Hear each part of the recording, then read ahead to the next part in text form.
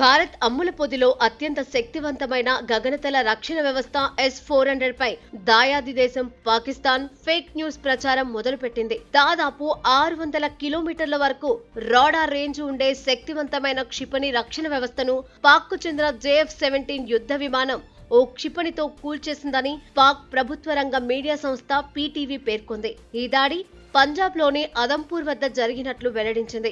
వెంటనే ఈ వార్తలను చైనా ప్రభుత్వ రంగానికి చెందిన మీడియా సంస్థ షీనువా ప్రచారంలోకి తెచ్చింది. దీనిని గ్లోబల్ టైమ్స్ అందుకుంది. మరోవైపు అజర్బైజాన్ కు చెందిన మరో సంస్థ కూడా ఈ వార్తను హడావుడిగా ఆన్లైన్ లో పెట్టింది. ఈ ఆన్లైన్ విష ప్రచారంపై వెంటనే భారత మిలిటరీ విభాగం స్పందించింది. హైపర్సోనిక్ క్షిపణితో S-400 ను ధ్వంసం చేస్తున్నట్లు పాక్ చేస్తున్న ప్రచారం తప్పు అని భారత సైనికాధికారులు PTVకి వెల్లడించారు. S-400 ట్రయాంఫ్ గగనతల రక్షణ వ్యవస్థ నాటో దేశాల నుంచి వైమానిక దాడులను అడ్డుకునేందుకు రష్యా దీనిని వాడుతోంది. ప్రపంచంలో ఇప్పటివరకు రష్యా, చైనా, టర్కీలు వీటిని వినియోగిస్తున్నాయి.